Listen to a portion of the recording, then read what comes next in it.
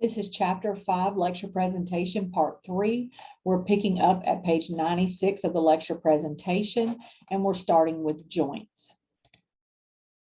Joints are articulations, and articulations are where two or more bones meet. So where two or more bones meet, it's called an articulation or a joint. The function of a joint is to hold the bones together and allow for mobility. There are two ways that joints are classified. They're classified either by their function or by their structure. So the functional classifications of joints are going to be synarthrosis, amphiarthrosis, and diarthrosis. So in synarthrosis, this is going to be the immovable joints. And amphiarthrosis has a slightly movable joint, and diarthrosis is a freely movable joint. Then we have the structural classifications of joints. They can be based on what type of structural components are involved in making that joint. So a fibrous joint is going to be usually immovable. A cartilaginous joint, in other words, it's made of cartilage, is going to be immovable or slightly movable. And then you have synovial joints. This kind of joint has synovial fluid or synovial cavity in it. This is going to be a freely movable joint. Fibrous joints. These are going to be joints where the bones are united by fibrous tissue to join bone to bone. An example of this is going to be the sutures in the cranium. And thank goodness for us, those bones are immovable so that our skull remains intact. Another example of this are the joints of each tooth fitting into their socket. So the sutures of the cranium and the tooth and the socket are going to be types of fibrous tissue joints or fibrous joints. And these would also, as far as function, would be classified as synarthrosis because there is no movement in these joints. So fibrous joints would be the classification as far as structural classification of these joints, and synarthrosis would be the functional classification of these two joints, of the cranium sutures and the tooth sockets. So here you see an image of the fibrous joint. So we've just looked at a little piece of the skull here. We've blown it up, and this is what we're getting. So you can see the fibrous joint is connected bones by using fibrous connective tissue.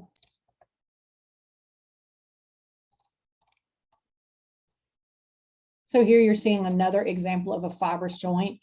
This is between the two lower leg bones. You can see the lower leg up here. This is going to be the beefier tibia bone, and this is the skinnier fibula bone, and they're held together by a fibrous connective tissue down here.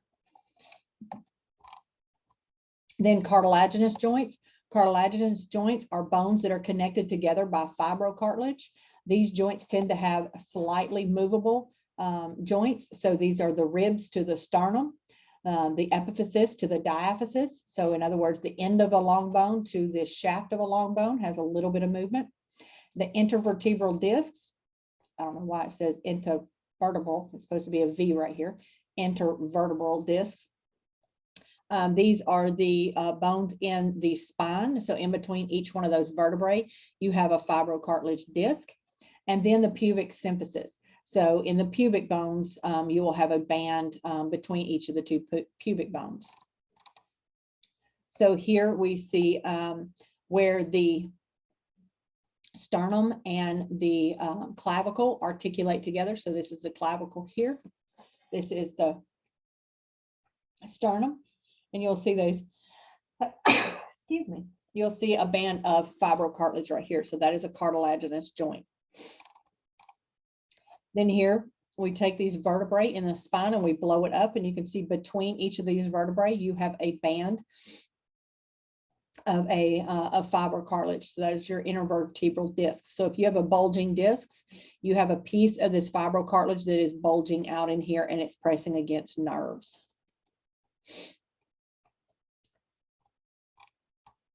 Then you have the cartilaginous joint between these two pubis bones here. That band of cartilage, you can see it blown up here. That is also a band of fibrocartilage. So this is a cartilaginous joint as well. Then you have synovial joints. Synovial joints are going to be articulating bones that are separated by a joint cavity. These are freely movable. And because they are separated by this joint cavity, the two bones do not actually touch each other. In this joint cavity, you have a fluid called synovial fluid. There are four distinguishing features of synovial joints. You have articular cartilage, which means you have a band of cartilage at the end of each bone. You have an articular capsule. You have a joint cavity, and that joint cavity again is filled up with this synovial fluid. And then you have reinforcing ligaments that are going to help stabilize or strengthen that joint. So this is showing the synovial joint in the shoulder. So you can see this is the humerus. This is going to be the scapula or the shoulder blade. There is a space in here, so these bones don't actually touch, and inside that joint space is synovial fluid. Then you can see each of these bones has a padding of articular cartilage, which is hyaline cartilage, that act as shock absorbers in this joint. This is the synovial joint of the elbow. Again, this is the upper arm bone called the humerus. These are the lower arm bones, the ulna and the radius. And there is space in here. These bones don't actually touch. You can see they're not touching right here. There is a cavity around it, so you can see the little edges or the skin of this cavity. Inside that skin is your synovial fluid. And then on the ends of these bones, you can see that padding of articular cartilage, which is actually hyaline cartilage. Same thing here in the carpal bones or in the wrist bones. Inside synovial joints, we often have bursa. Bursa are flattened fibrous sacs that are lined with synovial membranes, and they're filled with that same synovial fluid, but they're not actually considered part of the joint. Then we have the tendon sheath. This is elongated bursa that wraps around a tendon. There are several different types of synovial joints based on the shape. You have the plane joint, the hinge joint, the pivot joint, the condylar joint, the saddle joint, and the ball and socket joint. So this is showing, excuse me, the shoulder joint again. In here, you can see this is a tendon down here, and you can see it wrapped in this green sheet. That is your tendon sheath. You can see the bursa right here. The bursa are lined with synovial membrane, and inside it has synovial fluid. And it's not actually considered part of this joint right here. You can see it's on the outside of it. And then you can see associated ligaments. Again, the associated ligaments are going to provide a little bit of added strength to that joint.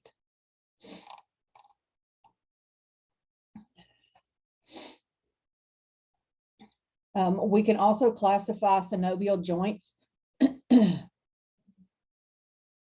on how many directions those joints can move. So we have non-axial, uniaxial, biaxial, and multiaxial. So let's just take uniaxial. Uniaxial means it can only basically go in one direction. Biaxial means it can go in two directions, such as front and back, side to side.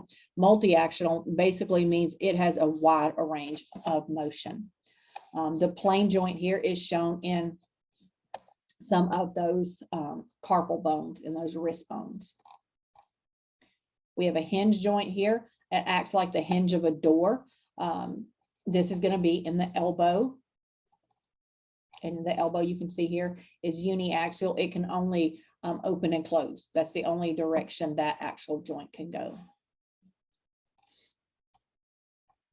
Then you have the pivot joint. The pivot joint is where the ulna here is wrapping around part of the radius.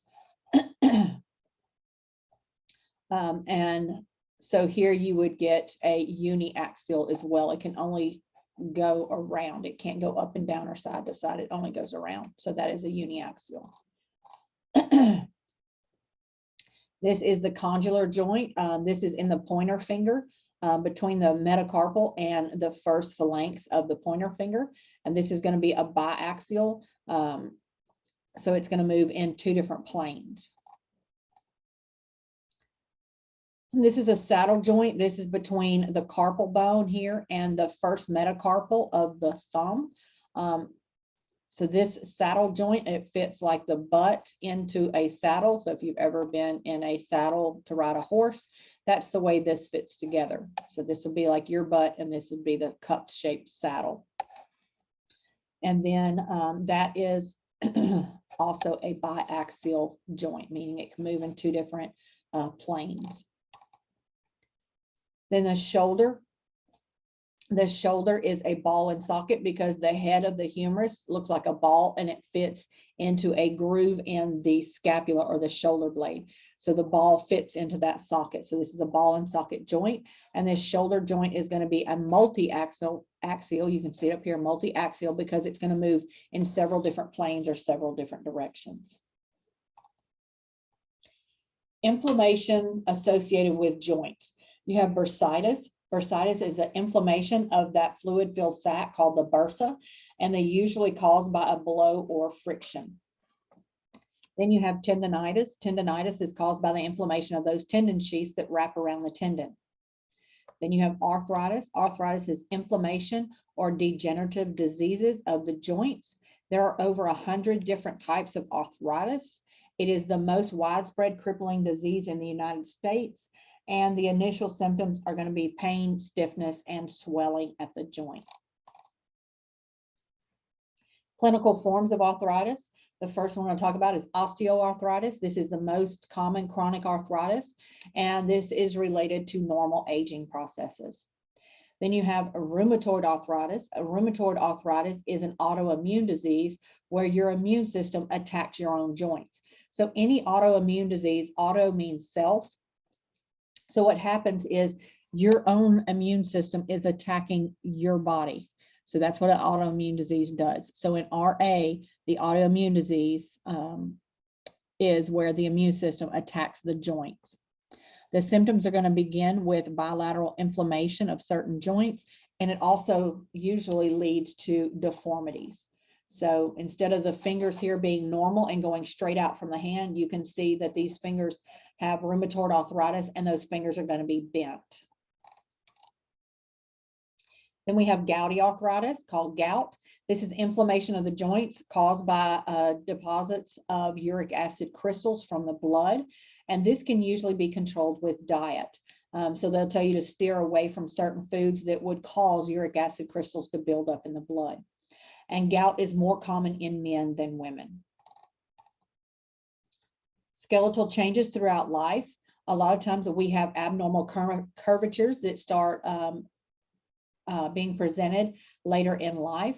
But the normal curvatures are going to be primary curvature. Again, primary curvature is present at birth and they convex posteriorly. So it's going to be rounded. The baby's back is going to be humped and shaped like a C. Then after birth, you're going to start starting to form your secondary curvature. Your secondary curvature is going to be in the lower back. It is going to develop later in a child's life, and it is going to convex anteriorly, and this forms that S-shaped curvature. Then as we go through life, we have some abnormal spinal curvatures such as scoliosis and lordosis. And oftentimes these are congenital. So sometimes you're born with it. That's what congenital means. So again, here we have the scoliosis, abnormal curvature of the spine. And then lordosis, where you have over-exaggerated of that secondary curvature. Again, these are usually both congenital, meaning you're born with them. And then this is kymphosis. And kymphosis, as older people age, a lot of times they will start stooping over, and that will cause a humping in the back. More skeletal changes throughout life. As we age, we undergo osteoporosis. This is bone thinning disease that can affect a lot of older people. It affects 50% of the women after age 65 and 20% of the men after age 70. The reason it affects more women than men is due to women getting pregnant and then breastfeeding their young so that they're leaching calcium out of the bones. Another symptom or reason that women suffer from osteoporosis more than men is because of the female sex hormone estrogen, which leads to the bone thinning as well. This osteoporosis disease is going to make the bones more fragile, and the bones can easily fracture. That's the reason older people have so many hip breakage, whereas younger people very rarely ever break a hip. The vertebrae in the back start to collapse, which results in kymphosis. Remember, I said that kymphosis is where they start humping over and they get that Dowager's hump. Again, I've just pointed out this a little bit earlier. Estrogen, the female sex hormone, is going to age in health and normal density. But when women go through menopause, the estrogen levels are going to drop. And because we don't have as much estrogen, then we don't have as much of that normal density of the bone, and our density or our bones start thinning. So at the bottom is a normal bone. So you can see it has the healthy bone structure here. And when you look up at the top picture is a bone graft from a person with osteoporosis. And you can see the thinning of the way of the bone. So at age 40, this woman right here is probably right about the age of menopause. And before this stage of menopause, she's going to have plenty of estrogen, which is going to help keep or maintain healthy bones as one of the side effects of estrogen. After menopause here, you're getting into a woman who's age 60. She is past the age of menopause, so now she has decreased levels of estrogen, and so she is going to start seeing a marked difference in her bones, causing some osteoporosis. And this woman who has osteoporosis, when she gets to age 70, she's going to be hunched over because she's going to have that breakdown of those vertebrae in the spine, causing her to have that hump called the Dowager's hump, also called kymphosis. Other diseases that affect the skeletal system, we have gigantism and dwarfism. So here on the right, of course, is our gigantism, and there on the left is our dwarfism. Then we could also have rickets. Rickets is caused by the prolonged vitamin D deficiency. So here in the left-hand picture, you see a person who has a normal amount of vitamin D. So this person is not affected by any kind of rickets disease. This person in the right-hand side, you can see from these x-rays, the bones are bent and softened. So because they're softened, the weight of the body is going to bend those bones outward. This is a person who is suffering from rickets due to prolonged vitamin D deficiency. One of the ways we can get vitamin D is through sunlight. So being out in the sunlight is actually healthy for you as long as you put on sunscreen. It helps your body absorb UV light that the body uses to make vitamin D. Spina bifida. Spina bifida is a congenital disorder, meaning you're born with it, caused by the incomplete closing of the embryonic neural tube. So what happens here is that neural tube, which is where our spinal cord is, it doesn't completely close. So then you have the bulging out here. So you can see the tube bulging into the back. Herniated discs, so people call these bulging discs. A herniated disc is going to occur when an intervertebral disc of fibrocartilage slips out of its normal position and it becomes pressed up against the spinal cord and the spinal nerves, which causes a lot of pain. Cleft palate. A cleft palate is an opening or a slit in the roof of the mouth that occurs when tissue does not fuse together properly during development in the womb.